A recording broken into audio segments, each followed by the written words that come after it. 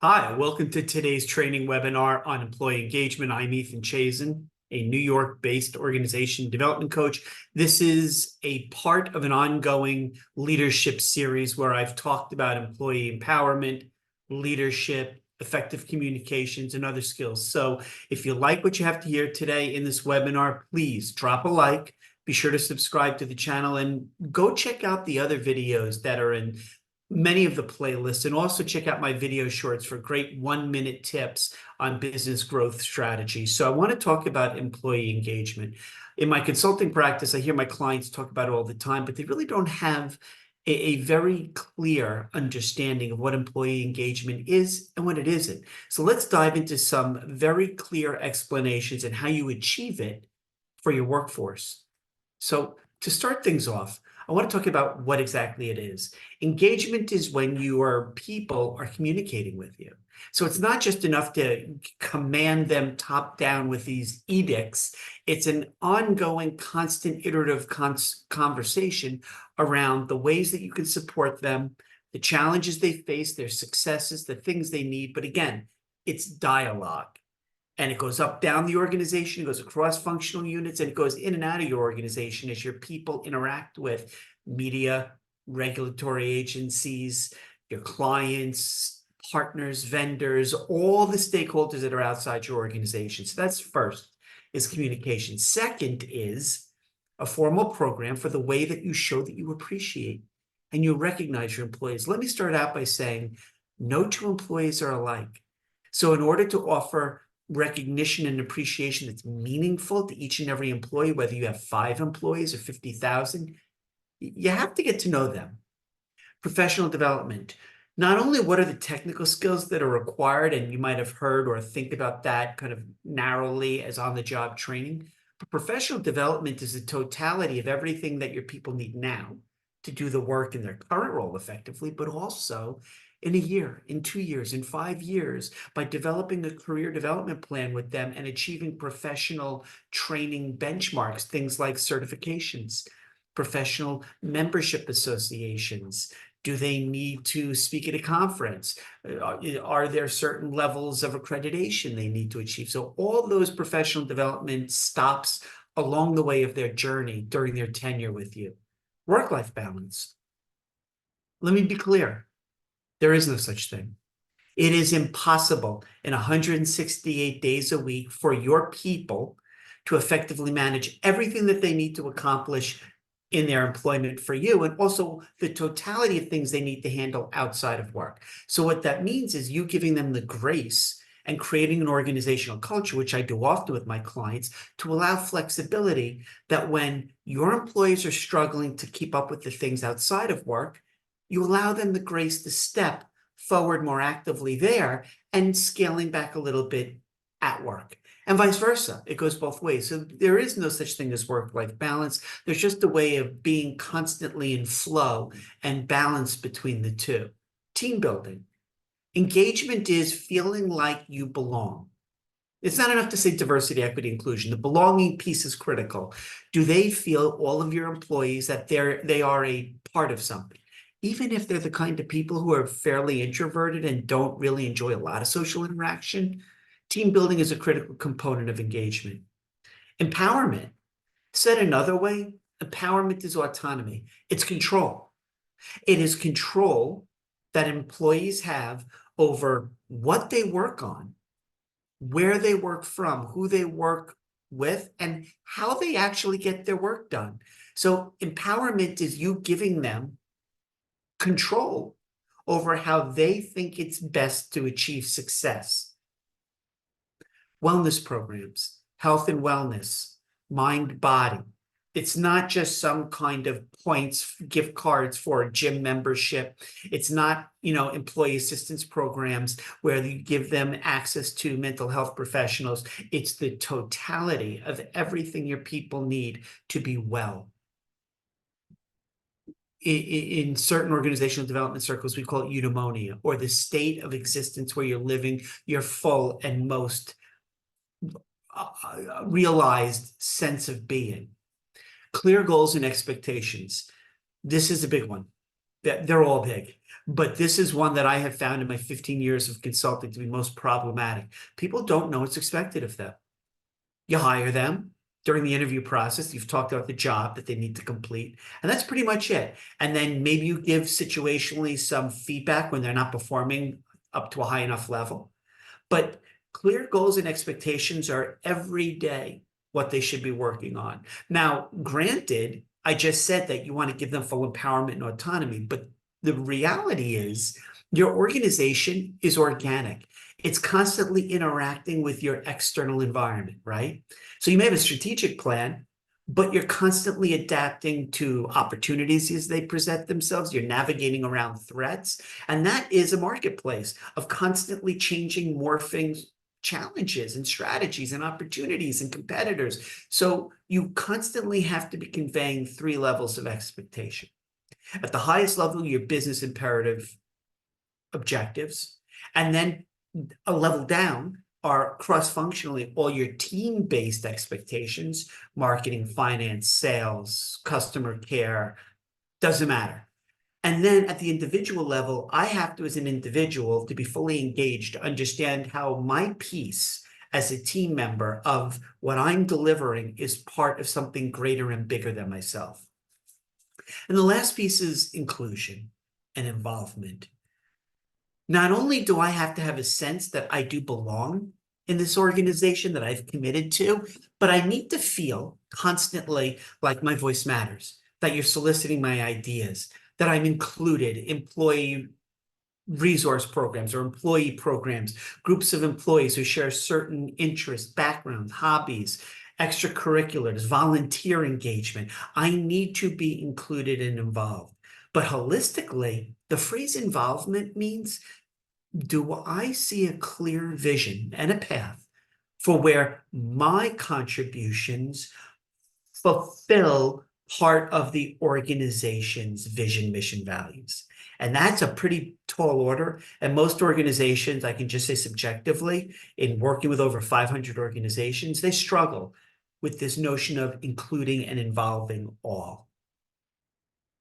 I want to talk a little bit about the research, which is really critically important about feedback as a connection point with making your people feel engaged. We know from about 50 years of research in the field of organizational development, the absolute worst thing that you can do for your people is to ignore them. Leave them alone. That's pretty much a surefire recipe for organizational failure, where you fail at harnessing the totality of power, the collective strength of your people. So we know that giving negative feedback, this may sound counterintuitive, but giving negative feedback is 40 times more effective than ignoring. Why? You may be picking on the things that they've achieved at a subpar level, that you're giving them guidance that they need to achieve an alternate result, but you're engaging with them. And that's the key thing. That's why it's 40%, it's 40 times more effective to give corrective action feedback than to ignore your people. Now, having said that,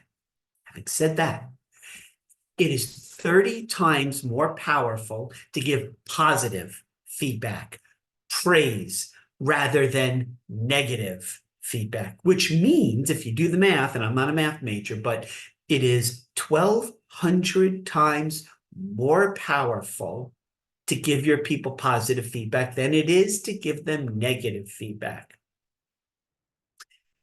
Here's something that I have learned the hard way. Before I was a consultant, I spent 20 years in corporate America, and I'm going to share something with you.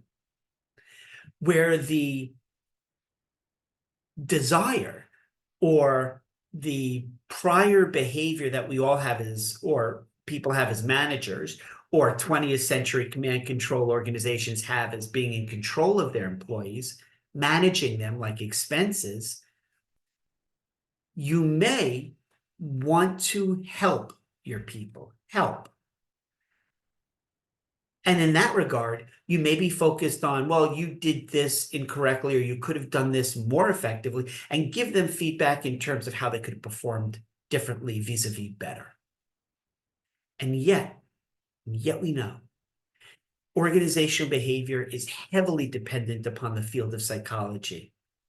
to study the human behavior of employees. We know that it is far, far greater to spend your efforts and time focusing on your people, to give them praise into what they've done well, what they've achieved. And it goes without saying, praise publicly, tell them how to do it differently in private. People don't need feedback. That's the point I'm trying to get to. What people need to have from you, assuming you've gone about your talent acquisition and bringing in the right people with superhero attributes and characteristics of intrinsically motivated, driven towards success, assume that your hiring processes are in alignment with getting top talent. People don't need feedback from you. What they need is for you to pay attention to them on an ongoing daily basis, and then to reassure them what they've done well, and recognize, reward, coach, mentor, train, incentivize, predicated on success. It's that whole notion of the carrot and the stick. The stick doesn't work.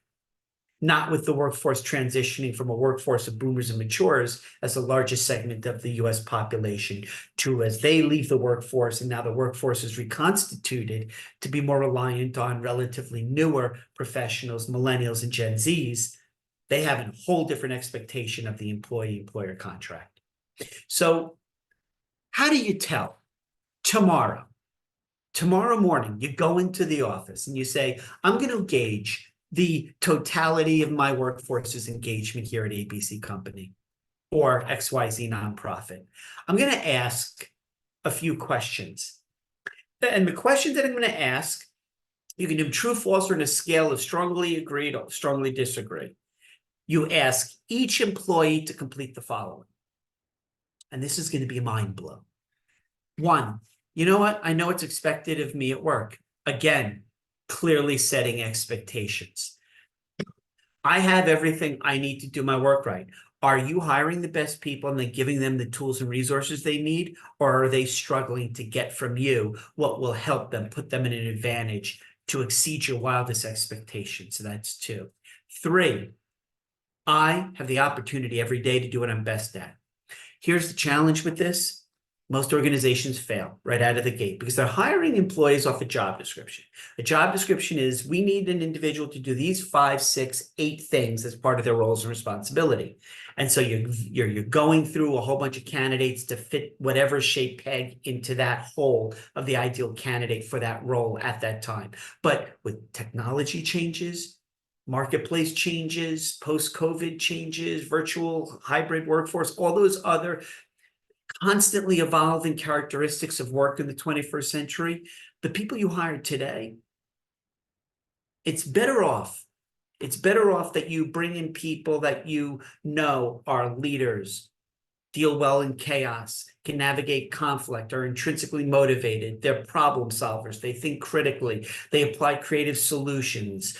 Those are the kinds of attributes you want to seek. But what you're not hiring when you find somebody for a specific role, you're not finding all the things that those people do exceptionally well that aren't part of that finite roles and responsibilities. So you're not checking their cultural diversity, their upbringing, study abroad, language proficiency, other certifications, skills that aren't identified in scope of that small job description. So are your people getting a chance to be, in practice, their most capable versions of themselves? So that's 3.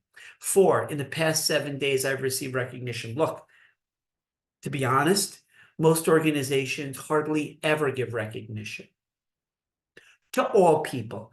There may be a select group of rising stars that have already been acknowledged and identified by your senior management team. So they may get praise heaped on them aplenty, but it's the other people who struggle, toil day in, day out in relative anonymity. That's 4. 5, my supervisor, someone at work seems to care about me. That sense of belonging, that sense of I'm valued, that somebody has my vested best interest. Now, most organizations, not only do they not think along these lines, they don't care. Why? Because a manager is there to manage their work product.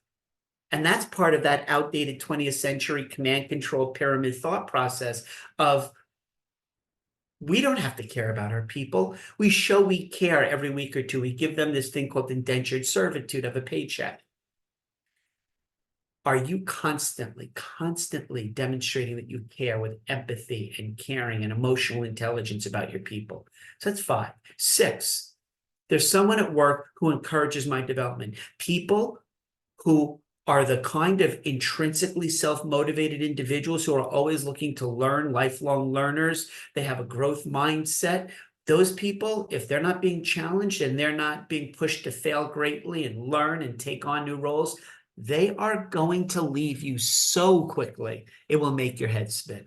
That's 6. 7, my opinions seem to count. Forget opinions, because that implies things of like non-work related matters like politics and religion. No. 7 is specifically about idea generation and idea solicitation. Let me drop a brain bomb on you. Your people know how to do the work most effectively, not management, not your leadership team. Your people are closest to your clients. They're closest to the work processes. Assuming you're doing your job and bringing in the best, you should constantly be soliciting their ideas to come up with new products and new service offerings, and come up with new revenue streams and new channels and find new markets. Or so they're having a positive impact with idea generation on your top line, and they're also coming up with ways to reduce costs, improve your 3 Ps, your procedures, your policies, your processes. So that's 7. 8, I, as an employee, understand the vision, which is aspirational, which the organization wants to become. I understand the mission. This is what you do and who you do it for. And I understand my organizational values and I share them, which is why I came to work here. And so at work, the vision, mission, values are in alignment with my own. When they are, great, I'm engaged. When they're not, I've checked out emotionally and I've done what the new management du jour title of silent quitting is. But if I understand the purpose of the organization and I've committed to that relationship built on trust and mutual interest, I will stay committed.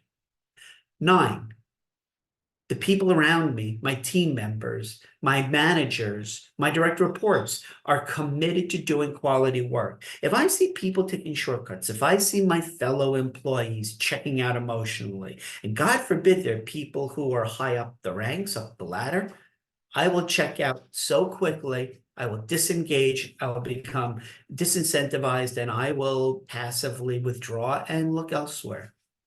So that's 9. 10, I have a best friend at work. I have a coworker. This is where private equity firms are literally destroying the workforce.